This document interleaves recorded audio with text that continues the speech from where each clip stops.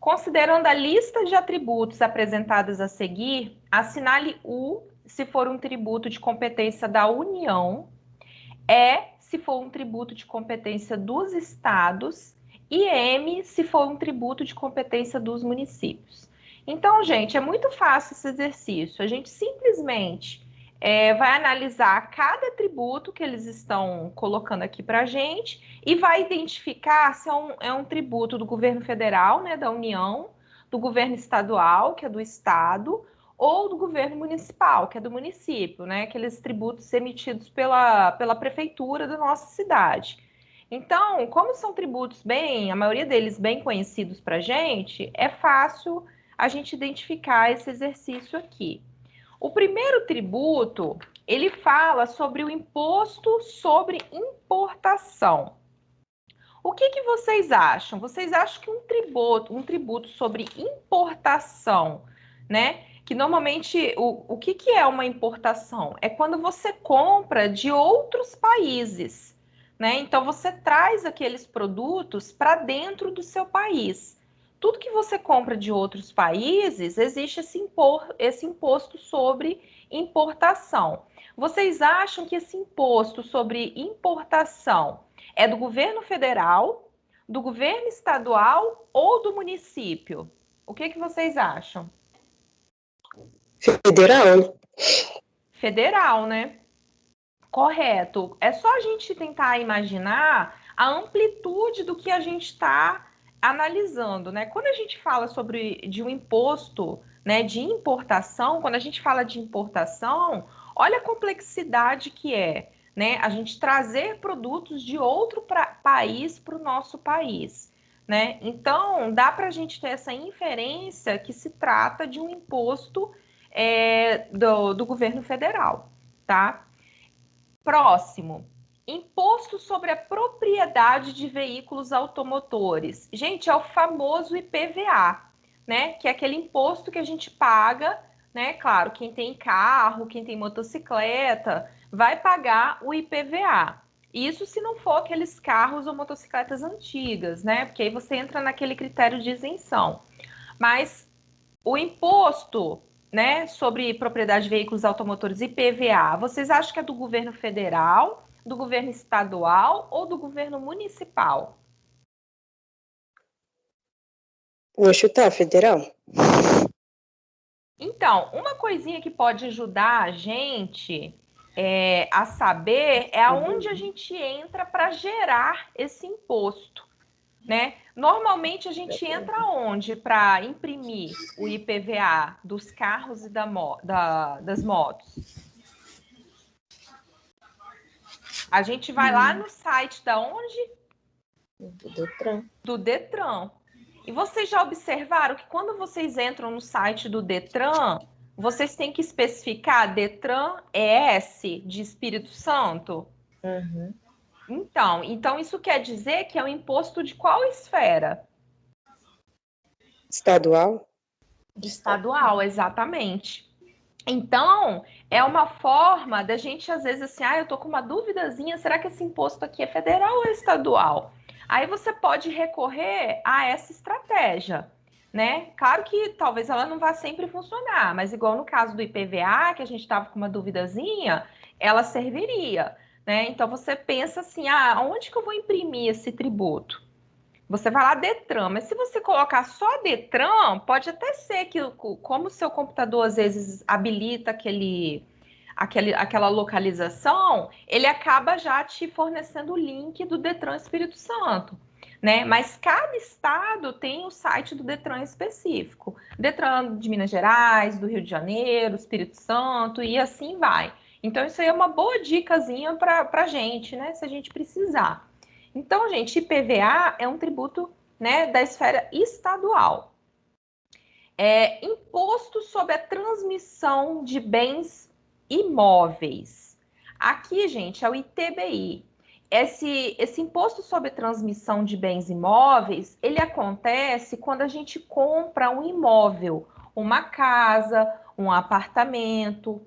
Aí, o que acontece? Quando você vai fazer a transferência desse imóvel, você tem que pagar esse ITBI. Vocês acham que esse imposto é estadual, federal ou municipal?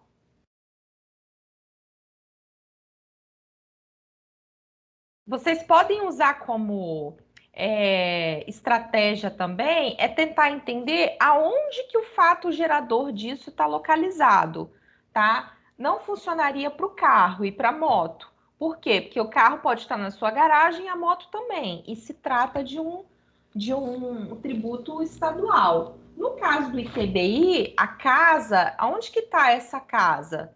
Né? Tá numa cidade, certo? Então, o ITBI, ele vai ser recolhido pela cidade, né, aonde o imóvel está localizado. Logo, é um imposto municipal, tá, gente? O ITBI, ele é da esfera municipal. A gente, assim, não é muito comum no nosso dia a dia, a não ser pessoas né, que já fizeram alguma transação imobiliária ou pessoas que trabalham com isso, né? Mas não é um imposto muito comum, mesmo porque às vezes a gente trabalha a vida inteira e não consegue comprar uma casa própria, né? Ou um apartamento. Então, realmente não é muito da nossa realidade o ITBI. O IPVA já é mais tranquilo. Por quê? Porque é mais, né? É mais comum a gente comprar moto, vender, compra um carro, transfere. Então é uma coisa que está mais no nosso dia a dia. Já o ITBI não, o ITBI realmente é um pouquinho, né, menos assim padrão do nosso dia a dia. O próximo é o imposto sobre propriedade predial e territorial urbana, é o famoso IPTU. Essa é muito fácil. IPTU é de qual esfera, gente?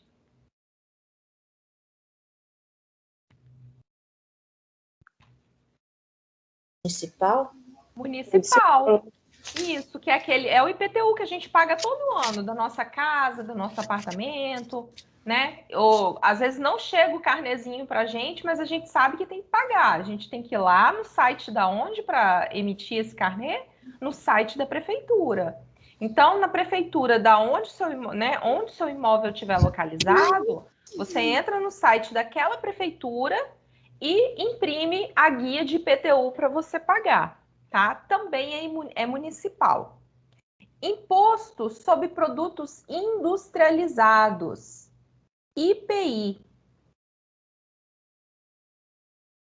IPI, gente, também é de competência da União, tá? É um imposto federal. Ele também não é muito assim do nosso dia a dia. A gente até ouve falar assim por alto, normalmente em algumas matérias, né, que são vinculadas nos jornais e tal. Mas, assim, não é muito comum no nosso dia a dia. E ele é um imposto da União também, tá? E nós temos a contribuição para financiamento da Seguridade Social, que é o COFINS. Gente, Seguridade Social está relacionada a quê? Ao INSS, tá?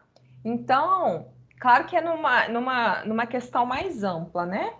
Mas está ligado aos benefícios previdenciários, né? Então, como os benefícios previdenciários, né, também são a nível federal, esse imposto, ele é federal, tá, gente? Ele é da União.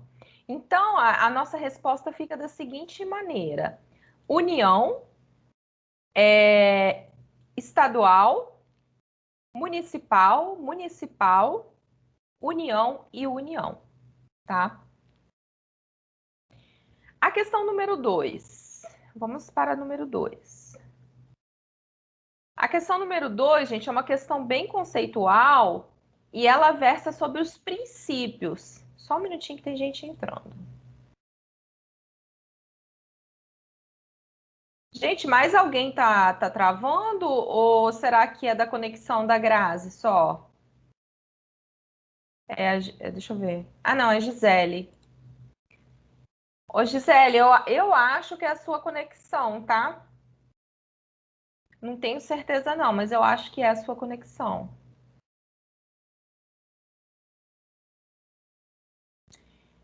Atividade 2.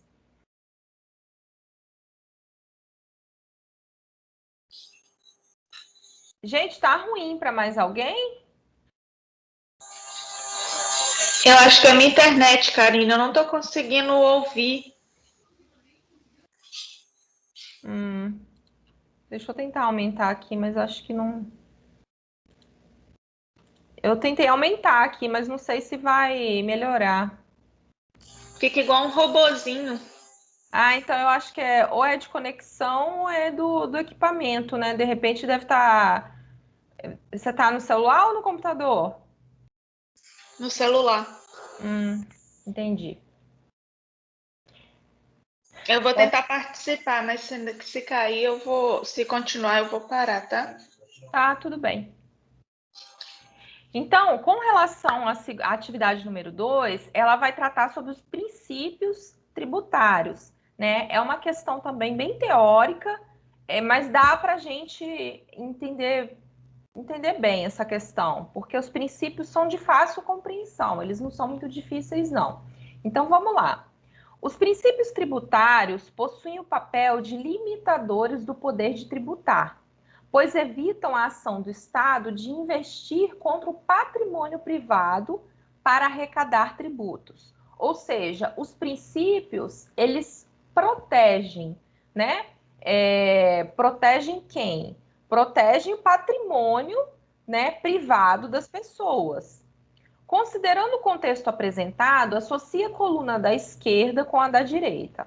Então, a gente vai simplesmente verificar qual princípio, né, desses aqui se refere a qual dessas definições, né? Então, a primeira definição fala o seguinte: ao se instituir a lei sobre o tributo, o contribuinte não pode ser pego de surpresa. Ou seja, sua cobrança só ocorrerá no exercício seguinte. Então, gente, o que acontece? Quando um imposto, né? Quando um tributo, ele é instituído, eu não posso simplesmente instituir o tributo hoje e já te cobrar amanhã, tá? Por quê? Porque o contribuinte, ele não pode ser pego de surpresa. E isso é um princípio e ele tem um nome. O que vocês acham que ele se refere? Princípio da legalidade? Princípio da anterioridade? Princípio da isonomia, da irretroatividade ou do não confisco? O que vocês acham que é?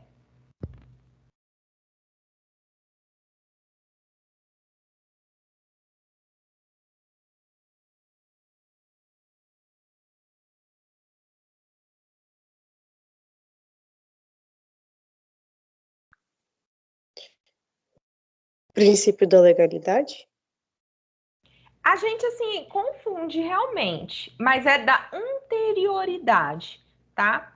Por quê? Porque você tem que ter uma lei antes, né, anterior à cobrança desse tributo, né? Mesmo, você pensa assim, mas ontem, se a lei foi instituída ontem, hoje, né, eu já posso cobrar, porque a lei foi instituída ontem, mas não pode. Essa anterioridade, ela define prazos para que você possa cobrar esse tributo, né? E aí, se você for lá especificamente na lei, tem algumas diferenças, né, para determinados tributos. Alguns são 90 dias, outros não sei o quê, né? Mas é um assunto muito específico e eu acredito que é meio desnecessário para a gente, porque essa disciplina para a gente é só para a gente ter uma noção do que trata, tá? Mas realmente confunde, tá? Com legalidade. Só que ele se trata com o princípio da anterioridade, por causa desse nomezinho aqui, ó, anterioridade. Quer dizer o quê? Que você tem que ter uma lei anterior, né? Você tem que colocar a lei, dar um prazo para a pessoa se preparar para depois você cobrar esse tributo. Vamos para a próxima. Não obrigatoriedade de recolhimento de tributo sem que haja lei que o defina. Olha aí o seu princípio aí, né? Ou seja, você precisa ter uma lei que defina aquele tributo, né? Se você não tiver, você não pode ter obrigatoriedade de recolhimento. Então, para que você obrigue o recolhimento de determinado tributo, você tem que ter toda uma legislação, né, que que fale a respeito desse tributo, né, e que dê um caráter legal para esse tributo. E daí essa legislação ela tem que ser aprovada, ela passa, né, pelas casas legislativas, enfim, né, até ela ser definitivamente colocada em utilização, né? Então, essa não obrigatoriedade de recolhimento de tributos sem que haja lei que o defina, se refere a quê? A princípio da legalidade, né? Ou seja, ele tem que estar dentro da lei. O próximo é o tratamento aos contribuintes deve ser igual aos que se encontrarem em situação de igualdade. E o tratamento desigual aos que se encontrarem em desigualdade. Isso aqui, gente, é um princípio que eles chamam princípio da igualdade. Esse princípio da igualdade, ele também é conhecido como princípio da isonomia, né? A gente tem esse princípio também como um artigo lá da Constituição Federal de 1988, e que define, né, que todos são iguais perante a lei. Agora, todos são iguais na medida das suas desigualdades, né? Por quê? Porque a gente tem até leis específicas para determinados casos, né? A gente tem questões de acessibilidade para deficientes, né? A gente tem prioridades para pessoas idosas, para pessoas que possuem algum tipo de deficiência, enfim. Então, é você tratar os iguais de forma igual e os desiguais você vai tratar na medida da desigualdade dessas pessoas, tá? Então, isso daqui é o princípio da isonomia ou princípio da igualdade, também é conhecido como princípio da igualdade. O próximo, ele diz o seguinte: veda o uso do tributo com caráter confiscatório do patrimônio, né? Ou seja, é proibido, quando você veda, você proíbe o uso de tributo, né? Para quê? Para confiscar patrimônio, tá? O objetivo não é esse daqui. Então, se a gente for analisar pelo próprio nome, a gente já tem aqui, ó, não confisco, tá? Caráter confiscatório. Então, esse aqui é o princípio do não confisco. E por último, veda a cobrança de tributos sobre fatos geradores passados, ou seja, situações ocorridas antes da vigência da lei. O que isso aqui vai dar? Isso aqui vai dar uma segurança para a pessoa, segurança jurídica. Imagina, se eles instituem um novo tributo hoje, que é retroativo. Não existe, né? Não existe essa retroatividade tributária, né, de tributos. Porque imagina você ter que pagar por uma transação que você fez há 20 anos atrás, há 10 anos atrás, há 5 anos atrás. Isso é proibido. Então, toda vez que você tem a instituição de um tributo, ele é irretroativo. Ou seja, ele só vai valer daqui para frente, né? Obedecendo o quê? O princípio da anterioridade, né, que vai especificar lá o prazo que ele tem que respeitar para que ele possa começar a valer, né? Então, esse último princípio é o princípio da irretroatividade. Agora, gente, eu vou passar lá para o nosso materialzinho. Esse materialzinho é para a gente poder responder as próximas questões. Acabou que a gente já falou de algumas coisas, né? Mas é mais mesmo para gravar. Vocês estão visualizando o PowerPoint? Sim. Beleza. Então, vamos lá.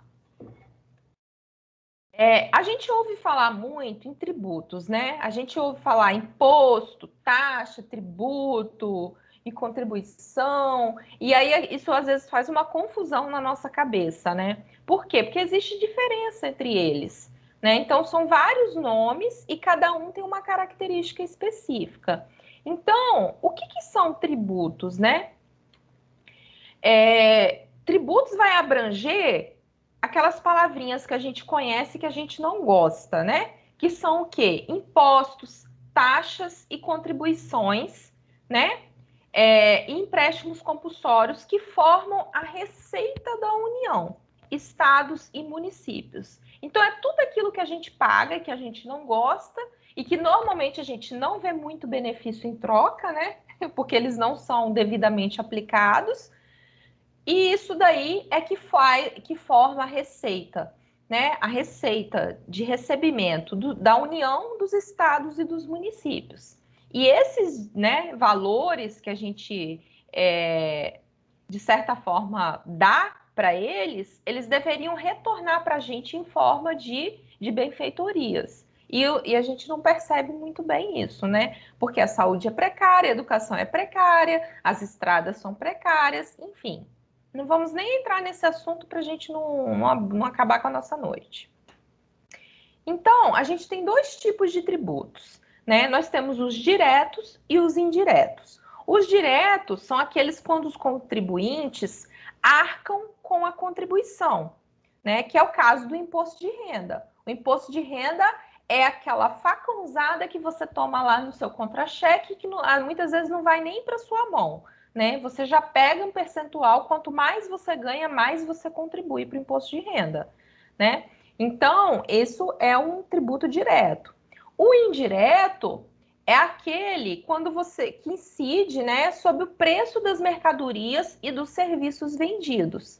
Então, é aquele imposto que você paga, aquele tributo que você paga quando você compra qualquer coisa. A gente ouve muito falar sobre a carga tributária dos combustíveis, né, da energia elétrica. Se você olhar a sua conta de energia, você vai ver que 50% praticamente é tributo que você paga, né? Então, se você paga R$200 na sua conta de energia, R$100 é realmente o que você consumiu. Os outros 100 é de tributo que você paga para o governo, tá? Então, esses tributos que vêm, né, disfarçados de produtos e serviços são os tributos indiretos. E aquele tributo que já vem uma facãozada mesmo na sua carteira, né, que é o caso do imposto de renda, é um tributo direto. E daí você tem tipos de tributos, né, como a gente falou lá no começo. A gente tem imposto, taxas, né, e contribuições de melhorias, que são os mais comuns que a gente conhece, né? Imposto, a gente conhece normalmente, ele vem acompanhado de um porcento na frente, né? Um percentual. Por quê? Porque você paga um percentual, né, em cima de alguma coisa, como é o caso do imposto de renda. O imposto de renda, você vai pagar um percentual sobre o dinheiro que você ganha. Daí, quanto mais você ganha, maior essa porcentagem, né? Ele vai variar ali, se eu não me engano, de 8% até 27,5%, tá? Então, imposto é o dinheiro que os contribuintes pagam ao Estado para garantir o funcionamento de serviços públicos e coletivos. Os impostos podem incidir sobre o patrimônio, que é o que a gente conhece como IPTU, né? Que é o que a gente paga, o IPTU das casas, apartamentos, dos nossos imóveis, né? E o IPVA, que é aquele que a gente paga sobre os nossos veículos, né? Esses impostos também podem incidir sobre a renda, que é o caso do imposto de renda, e também pode incidir sobre o consumo, né? Que é o caso do imposto sobre produtos industrializados, que é o IPI, né? Que é cobrado dos produtores, e o imposto sobre circulação de mercadorias e serviços, que é o famoso ICMS, que é pago pelo consumidor. Lembrando que o ICMS é um imposto estadual, tá? Não é federal. O IPTU é municipal, IPVA estadual, imposto de renda é federal e IPI é federal. Só para a gente relembrar aqui a competência dos tributos. E aí a gente vai para taxas. O que são taxas, né? Normalmente taxa é um valor fixo, não é um percentual. Você vai pagar ali um valor fixo e acabou, né? As taxas costumam ser fixas, independente da renda do contribuinte. A gente tem exemplos aqui: taxa de coleta de lixo, taxa de esgoto, etc. E nós temos também as contribuições de melhorias, né? As contribuições de melhorias são semelhantes às taxas porque também estão associadas a uma contraprestação do governo. O que difere no caso da contribuição de melhoria é que essa ação do governo resultará em um benefício específico ao cidadão. Assim como os impostos e taxas, as contribuições de melhorias podem ser cobradas pela União, Estado ou município. Então, gente, essa contribuição de melhoria, ela está sempre associada a um benefício específico, né? A gente pode tentar comparar, claro que não é um tributo nesse caso, mas quem mora em condomínio costuma ver, às vezes, que você paga lá uma taxa extra, né? Que é para construir alguma coisa dentro do prédio, para fazer algum reparo. Aí eles vão lá e colocam essa taxinha extra. Isso a gente pode entender como uma contribuição de melhoria. Por quê? Porque essa cobrança está associada a um benefício específico. Exemplo, construção de uma academia, de uma sauna, ou reparar uma caixa d'água. Enfim, é só para a gente tentar entender essa questão de estar associado a um benefício específico, tá? Isso aqui depois a gente fala, que é na próxima atividade. Então, voltando lá para a nossa atividade, gente, vocês estão ouvindo? Agora eu tô. Então tá. É porque tá todo mundo quietinho?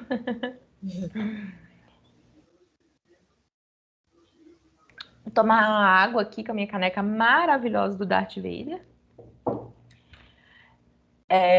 Vamos lá, então. A atividade 3, ela fala o seguinte. A Constituição Federal de 88 afirma em seu artigo 145 que a União, os estados, o Distrito Federal e os municípios poderão instituir os seguintes tributos. Primeiro, impostos.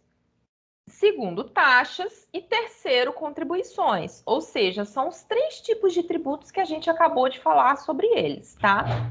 Considerando as características de cada tipo de tributos, analise as seguintes afirmações. 1. Então, a gente vai ter que analisar, né, julgar cada afirmação dessa daqui, se ela é falsa ou se ela é verdadeira. E no final, a gente vai marcar a alternativa que corresponde ao julgamento que a gente acabou de fazer. 1. Imposto é um tributo cuja obrigação tem por fato gerador uma situação independente de qualquer atividade estatal específica em relação ao contribuinte. Ou seja, sua cobrança não está vinculada a uma contraprestação, né? Aí, gente, vamos lembrar aqui o que são impostos, né? A gente falou de imposto de renda, IPTU, IPVA e tal. Então, quando a gente paga um imposto, a gente não tem ali definido qual que vai ser a contraprestação para a gente, né? Como que esse imposto vai voltar para a gente especificamente? Nós não temos essa definição. Ou seja, de fato, a cobrança dele não está vinculada a uma contraprestação. Diferente da que a gente acabou de ver de quê? Da contribuição de melhoria, né? Por quê? Porque a contribuição de melhoria, ela está associada especificamente a uma contraprestação, tá? Essa alternativa 1 aqui, ela tá correta, é isso mesmo. 2. As taxas não são um tributo que existem somente quando há uma utilização efetiva ou potencial de um serviço público prestado ao contribuinte, ou posto à sua disposição. E aí, o que vocês acham?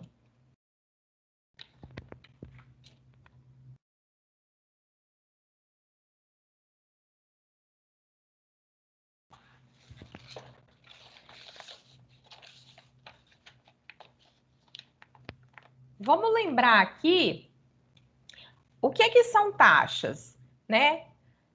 Vamos tentar lembrar aqui de um exemplo de taxa. A gente citou lá o quê? Taxa de coleta de lixo, taxa de esgoto, mais o que a gente lembrou? Energia elétrica. Energia elétrica. Na verdade, a energia elétrica em si não é uma taxa, né? Por quê? Porque aquilo ali é um serviço que a gente está consumindo, né? O que pode ser, de repente, considerado como uma taxa é a taxa de iluminação pública, que vem na energia elétrica, né? Então, isso aí a gente pode considerar como uma taxa. Mas olha só o que está escrito aqui nessa questãozinha, ó. As taxas não são um tributo. E aí? Elas são um tributo. Elas são, não Ela é são? falsa. Pois é. Então, a gente quase passou batido aqui nessa alternativa, tá vendo? Por isso que é importante a gente ler. Por quê? Porque as taxas são um tributo, tá? Então, esse não aqui está condenando essa afirmativa, tá? Se a gente apagar esse não aqui, ó, aí a afirmativa vai ficar perfeita. As taxas são um tributo que existem somente quando há uma utilização efetiva ou potencial de um serviço público prestado ao contribuinte ou posto à sua disposição, que é o caso da iluminação pública. Você pode não querer a iluminação pública? Não, se você tiver Não. energia ligada na sua casa, se você, né, você vai ter que pagar por ela, não tem jeito. Se você tiver a sua água ligada, você vai pagar a taxa de esgoto, né? Então, são tributos sim, né? E há uma utilização efetiva ou potencial de um serviço público prestado. Então, essa aqui tá falsa por causa desse nãozinho aqui, gente. 3. Imposto é um tributo que tem por fato gerador uma atividade estatal específica em relação ao contribuinte. E aí?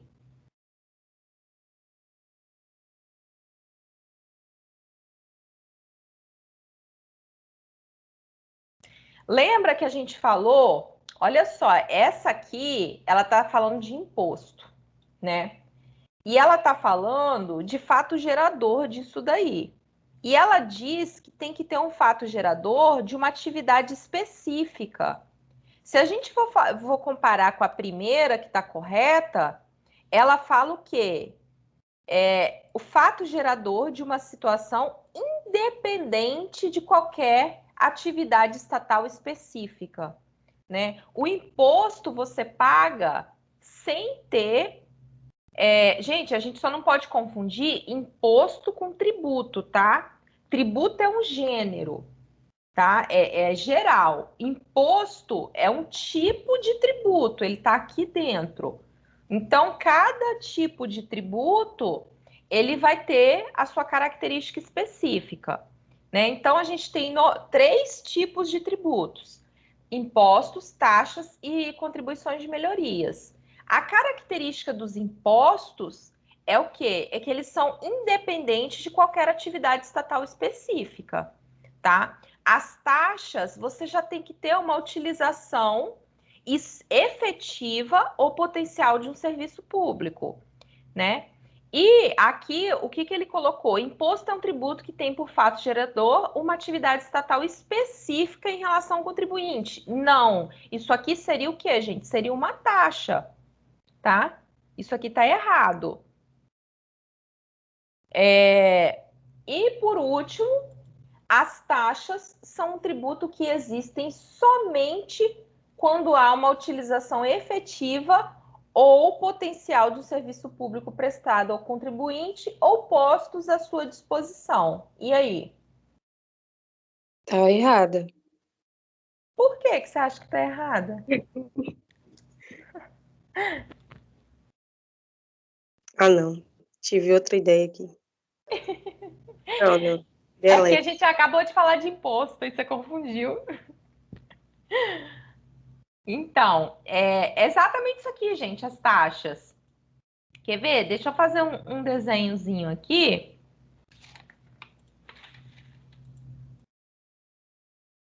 Eu vou fazer deixa eu colocar aqui pra gente, só para tentar. Porque esse negócio de imposto e taxa, gente, é confuso mesmo, tá? Se a gente não ficar ali batendo a cabeça, a gente não consegue compreender muito bem. Quer ver, ó? Aqui em cima, a gente tem o que a gente chama... Vocês estão visualizando o point? Eu estou. Beleza. Aqui em cima a gente Sim. tem tributos. Deixa eu aumentar aqui. Beleza. Daí, o que acontece? A gente tem 3 tipos básicos de tributos. Eles vêm aqui, ó. Deixa eu botar certinhos. Que eu gosto de fazer bonitinho. Ó. Então, o tributo, gente, é um gênero, tá? Ou seja, ele é geral. Dentro dele, a gente tem impostos, a gente tem taxas e a gente tem as contribuições. Imposto, normalmente, é percentual. Ele vem lá numa porcentagem, né, que incide em cima de alguma coisa. Ele pode incidir em cima da renda, que aí a gente tem o imposto de renda. Ele pode incidir sobre o patrimônio, aí a gente tem o IPTU. E ele pode incidir sobre o consumo, né? Aí a gente tem vários. A gente tem o IPI, a gente tem o ICMS, tá? E esse imposto que a gente paga, ele não está vinculado a nada, a um retorno específico do governo para você. Ou seja, você paga sem saber como que ele vai voltar para você, de que forma ele vai voltar. Ele não está vinculado a uma contraprestação específica do governo. Ou seja, você não sabe de que forma ele vai voltar para você. Você não sabe se ele vai voltar em forma de saúde, se ele vai voltar em forma de educação, de estrada, de hospital, entendeu? Então você paga meio que às cegas. As taxas, você já paga, né, esperando o quê? Você sabe que você vai pagar em cima de um serviço lá, né? Ou a disponibilização daquele serviço. O governo vai disponibilizar para você determinado serviço. E aí a gente tem como exemplo o quê? A coleta de lixo, a taxa de esgoto, a coleta de esgoto. Você é obrigado a usufruir disso aqui? Não necessariamente. Se você não quiser colocar o seu lixo para fora, beleza, você não coloca, mas todo dia o carro do lixo vai passar na sua porta para recolher o lixo, né? Então você sabe que aquela taxa que você paga de recolhimento de lixo é para aquilo ali, né? É para aquele serviço que está à sua disposição. E as contribuições, né? Eu não vou ter nenhum exemplo aqui de contribuições de melhoria para dar, mas ela está ligada especificamente para alguma coisa, né? Então, ela é até bem parecida com a taxa, só que a contribuição, nesse caso, ela é mais ainda, né? Você vai pagar em troca de determinado serviço. Então, é só para vocês terem uma noção de como os tributos se subdividem, né? Então, quando a gente vai ler aqui a nossa questão, depois de ter visto isso, deixa eu colocar aqui de novo. Olha o que ele fala. As taxas são um tributo que existem somente quando há uma utilização efetiva ou potencial de um serviço público prestado, né, ao contribuinte ou posto à sua disposição. E realmente é isso, que é o que a gente acabou de falar. Ele coloca à sua disposição aquele serviço e você pode fazer uso dele, né? Só que você tem que pagar a sua taxinha lá todo mês, tá? Então, gente, vamos lembrar aqui. Imposto é um tributo, tá correto, as taxas não são, tá errada. Imposto é um tributo que tem por fato gerador uma atividade estatal específica, tá errada, porque não tem, porque você não sabe como que esse imposto vai voltar para você. E as taxas são um tributo que existem, tá certo. Então a gente tem verdadeira a número 1 e a 4, né? É só isso, né? Então, ó, Isso. a nossa alternativa correta é a letra D, tá? D de dado. Deixa eu tomar uma aguinha. Aqui, gente, a Essa gente só... matéria até entristece a gente, ô Karine. dá até tristeza, né? Porque é muito dinheiro que a gente paga e a gente recebe pouquíssimos benefícios em troca, né? Poderia ser A muito gente bem. fica, a gente fica aqui estudando, mas com tristeza, né? Poderia ser muito melhor distribuído, né? Mas tá bom. Também acho. Tem país que é pior do que a gente. Pensar assim. Daí a gente tem um textinho aqui bem pequenininho, mas assim para fomentar um pouquinho mais a teoria, né? Ele fala o seguinte: a Receita Federal confere atenção especial aos maiores contribuintes. Em 2018, 8.969 pessoas jurídicas foram sujeitas a um acompanhamento diferenciado. Embora representem menos de 0,01% do total das empresas no Brasil, essas companhias são responsáveis por 60% da arrecadação total. Gente, olha isso como que é um reflexo da má distribuição de renda, né? E como que isso acontece também com as pessoas jurídicas. Nós temos pessoas físicas, que somos nós, né, aqui, pessoas comuns, que a gente já tem essa diferença de renda absurda, que você pega aí o montante do dinheiro do país está concentrado ali em pouquíssimas pessoas, né? Enquanto a grande população, a grande massa, né, está com pouquíssimo dinheiro. Então você pega pouquíssimas pessoas que detêm um poder econômico absurdo e você pega a grande maioria das pessoas que não tem poder aquisitivo nenhum, né? Não tem dinheiro. E isso também acontece no mundo empresarial. O resultado disso está aqui, ó. 0,01% das empresas detém mais de 60% da arrecadação total. Então, é absurdamente discrepante isso daqui. E o que a Receita Federal fez? Ela dedica atenção especial a esse 0,01% aqui. Por quê? Porque a maior concentração de renda está lá, né? Da arrecadação dela está lá. Então, ela fica monitorando esse pouquinho de empresa, porque ela sabe que é dali que vem grande parte da sua arrecadação. A fiscalização da Receita Federal confere oportunidades de autorregularização também para esse tipo de contribuinte, em diferentes modalidades. Para se ter uma ideia da relevância do processo de monitoramento de maiores contribuintes, em 2018 foram investigadas 1.882 distorções de arrecadação por meio da avaliação das informações prestadas pelos contribuintes, confrontando-as entre si e com informações externas. O esforço relacionado a essa ação gerou um resultado ano passado de 27,52 bilhões. Nesse resultado estão incluídas diversas formas de recuperação de créditos tributários, tais como valores pagos ou parcelados, créditos tributários constituídos, não homologação de compensações, reativação de créditos e encaminhamentos para ações prioritárias.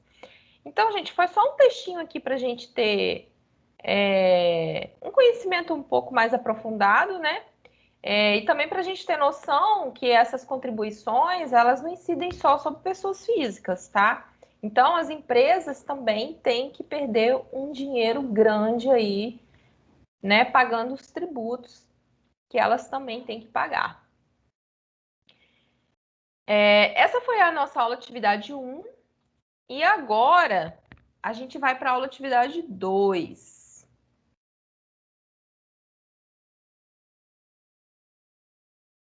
A aula atividade 2 começa com um texto.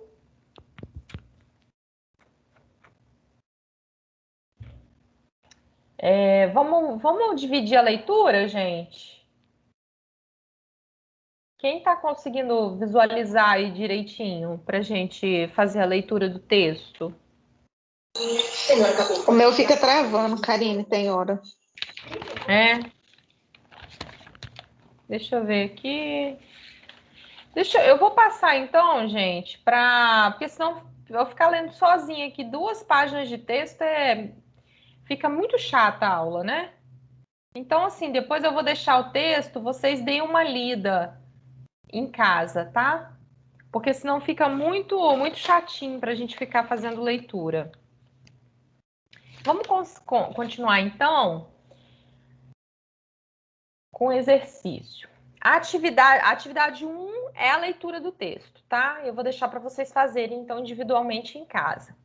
Atividade 2. O empresário Jurandir de Carvalho tem uma empresa de prestação de serviços na área de operações imobiliárias do tipo compra, venda e locação de imóveis. Ou seja, ele tem uma imobiliária. Que gira sob a denominação social de Jurandir de Carvalho Serviços Imobiliários. Devido às grandes dificuldades no negócio e à necessidade de crescimento, o senhor Jurandir de Carvalho encontrou um parceiro empresarial, o senhor Amarildo José, que é proprietário da Amarildo José Serviços Imobiliários, né? Os 2 empresários pretendem unificar as 2 empresas para atingir uma parcela maior de mercado imobiliário. Considerando o contexto, qual tipo de alteração societária eles poderão fazer? Então, aqui a gente está falando de algumas possibilidades, né? Então, a gente tem, que a gente costuma ouvir, né, bastante falar, cisão, fusão, e a gente também tem a incorporação, que não foi citada aqui. As outras colocaram aqui para poder confundir a gente. Então, vamos voltar lá para o nosso material para a gente começar a entender o que são essas alterações societárias que eles podem fazer, né? Primeiro, a gente vai falar da fusão, né? O que é uma fusão? Que a gente vai tentar entender assim a diferença entre elas. A fusão é a operação pela qual se unem 2 ou mais empresas, né? Mais sociedades.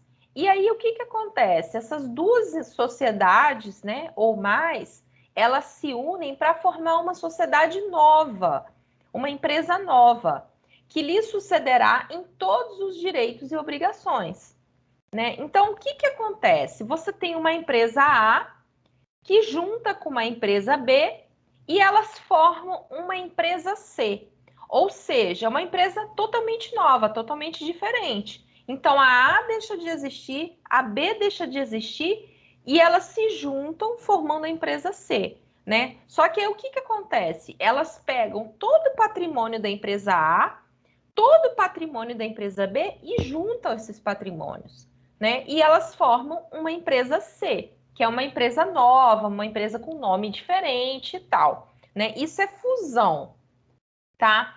E aí a gente também tem a incorporação, né? Que é bem parecido, só que tem algumas peculiaridades e a gente vai entender agora, né? É a operação pela qual uma ou mais sociedades são absorvidas por outra. Ou seja, você tem uma empresa existente, né? Que vai lá e absorve outras empresas. Então, o que acontece? Essa empresa que absorveu as outras, que incorporou as outras, ela não desaparece. Ela continua sendo aquela empresa, né?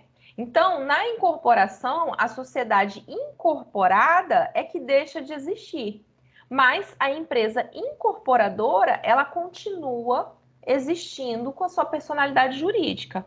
Então, a gente tem o quê? A empresa A, né, incorpora a empresa B deixa de existir e a empresa A continua existindo. Só que agora com a empresa B dentro dela, né? Só que a empresa B deixa de existir. Aquela razão social, aquele CNPJ, acabou, né? Ela fica só com esses dados da empresa A. E a gente tem a cisão.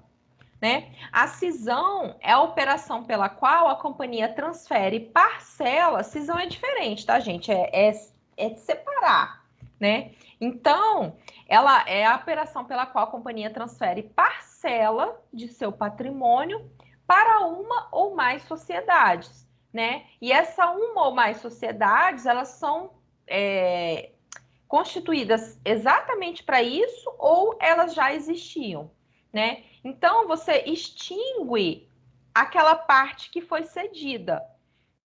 Aí tem a continuidade aqui do artigo, né? Se houver versão de todo o seu patrimônio, ou seja, se você ceder, né, uma unidade de negócios da sua empresa e aquela cessão que você fez eliminar todo o patrimônio, ela deixa de existir, tá? Ou ela pode também dividir o capital, se for parcial a cisão. Então, gente, a cisão é quando você faz esse desmembramento, né? Você pega parte da sua empresa ou uma unidade de negócios, né? Ou, sei lá, uma linha de produtos, alguma coisa nesse sentido, e separa e tira de você aquilo ali, né? Aí você pode, essa parte que foi cedida, pode criar, né, uma nova, ou ela pode ir para uma que já existisse, né, para uma outra empresa que já existia.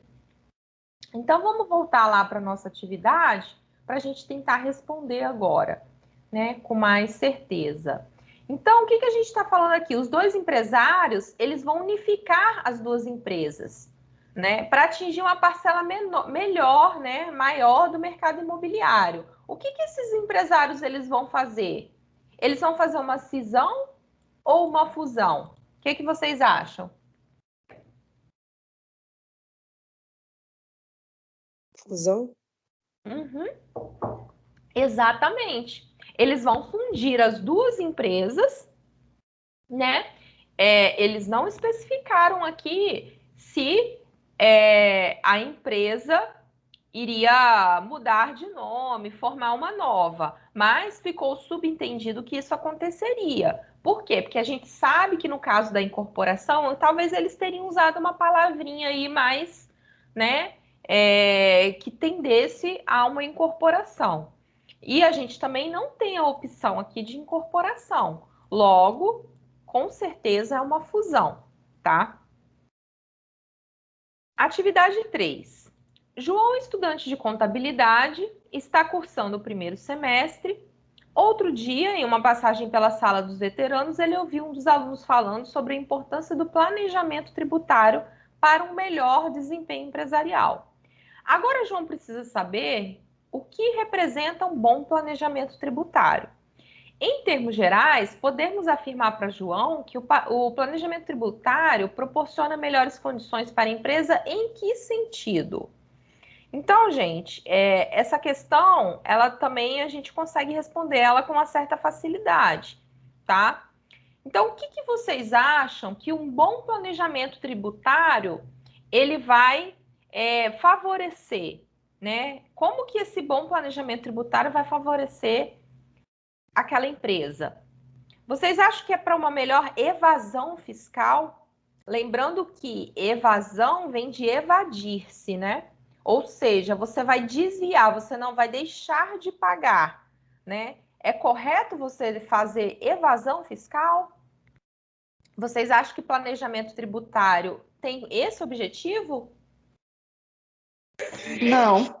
Não, né? Mesmo porque a evasão é até ilegal, né? Você vai estar sujeito lá às punições. Então, não é o objetivo. Atraso no recolhimento dos tributos. Vocês acham que um bom planejamento tributário vai fazer com que vocês atrasem o recolhimento desses tributos? Não, também. Obviamente não, né, gente? Também. É outra situação que a gente vai evitar ao máximo isso daí. Mesmo porque quando você atrasa, você provavelmente vai pagar juros, multa, mora em cima daquilo ali. Então, você vai acabar pagando mais, né? C, uma economia lícita do montante de tributos pagos. E aí? Sim. Sim, né? A gente não precisa nem ler os outros, mas a gente vai ler. Mas com certeza um bom planejamento tributário vai te dar economia. E economia lícita, ou seja, legal, dentro da legalidade, né? Olha que beleza. Vamos só ler as outras para a gente ter certeza. A fiscalização na empresa pelos entes públicos. E aí, você vai fazer um bom planejamento para você ser fiscalizado? Não, né? Essa fiscalização pode até vir a acontecer, mas o objetivo não é esse.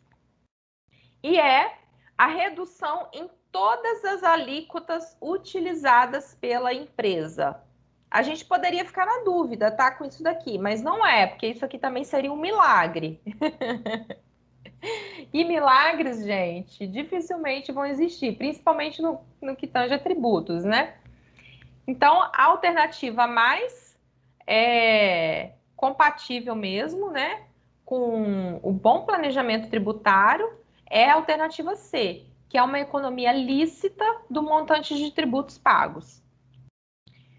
E por último, gente, atividade 4 fala o seguinte: para compreendermos o planejamento tributário, é preciso conhecer alguns aspectos importantes no tocante aos fundamentos e à própria legislação sobre a composição das sociedades empresariais. Em qual dos tipos de sociedade empresária os sócios possuem responsabilidade limitada, de acordo com a sua cota, mas respondem solidariamente pela integralização do capital? Então, gente, quando a gente fala de integralização do capital, é o quê? É aquele dinheiro que a gente junta, né? Vamos supor, eu vou juntar com a Gisele para a gente abrir uma empresa. Ah, a gente vai abrir uma cafeteria. Gisele, você tem quanto para investir? Ela vai falar, Karine, eu tenho 20 mil. Eu vou falar, eu também consigo 20 mil. Um exemplo, né? Então, vamos montar essa cafeteria.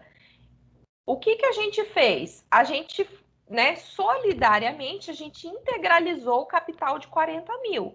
Eu arquei com um percentual e ela arcou com outro, né?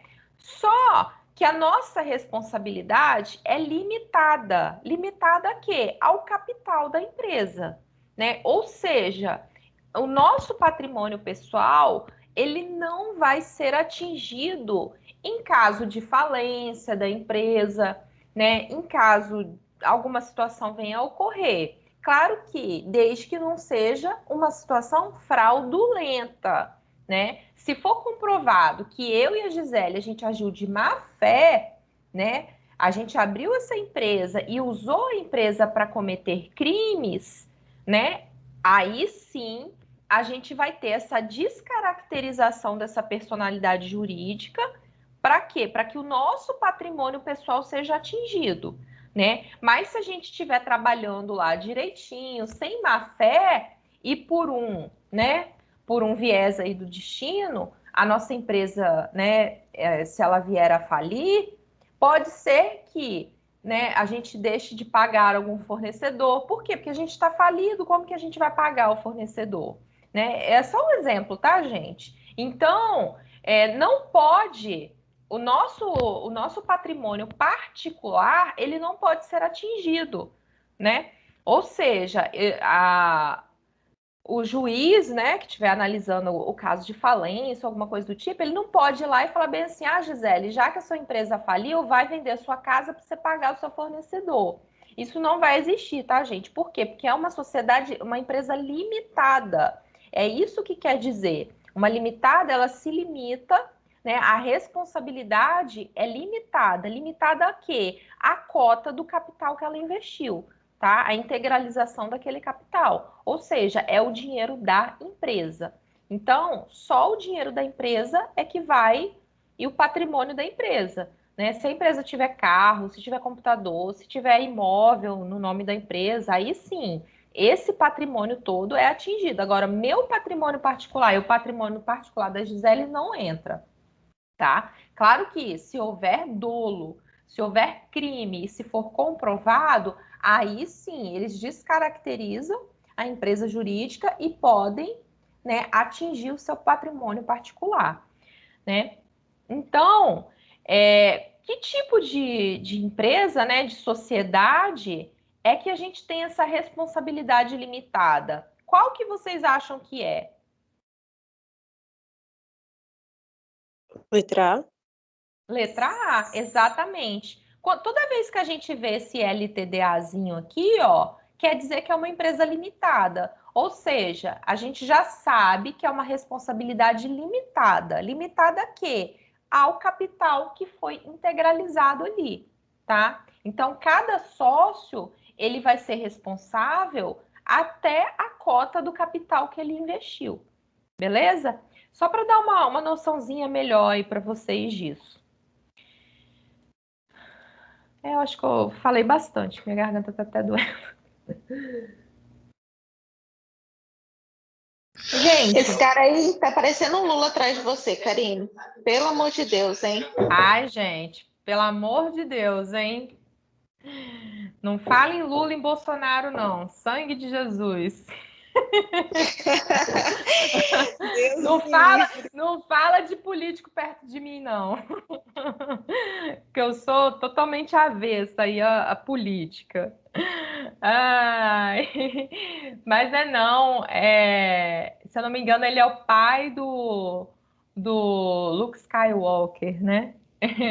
É que hoje eu tô no tema Star Wars. E dia 4 de maio é comemorado o dia de Star Wars. Então, ó, que a força esteja com vocês, tá, gente? Sei nem o que é, não, mas tá bom. É um filme de 1977, tá? Um dos filmes mais famosos, aí, Guerra nas Estrelas. Não assisti, não. Não? Tem Não. Já assisti, mas não tive paciência para terminar. então, tem as versões aí mais recentes, né? É porque ele foi lançado em 1977, na época foi nem era nascida, tá, gente? Mas na época foi uma sumidade, assim, foi um filme apaixonante, né? Por causa dos efeitos e tal. Enfim, é um filme histórico, né? Marcado na história aí da humanidade. E os nerds se amarram. Gente, então é isso. A gente fez a correção da aula atividade 1 e 2, né? E a gente só tem mais 2 aulas aí pela frente, tá? E depois a gente vai ter os períodos de recuperação, né? Enfim, a gente já está quase no finalzinho do semestre. Beleza?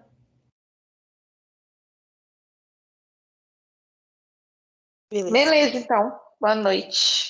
Então tá, gente. Eu vou encerrar por hoje. A gente vai se falando. Qualquer coisa é só me chamar lá, tá? Tá Tchauzinho. joia. Boa noite. Boa noite. Bom restinho de Tchau. semana para vocês. Um abraço. Pra vocês também. Tchau. Tchau.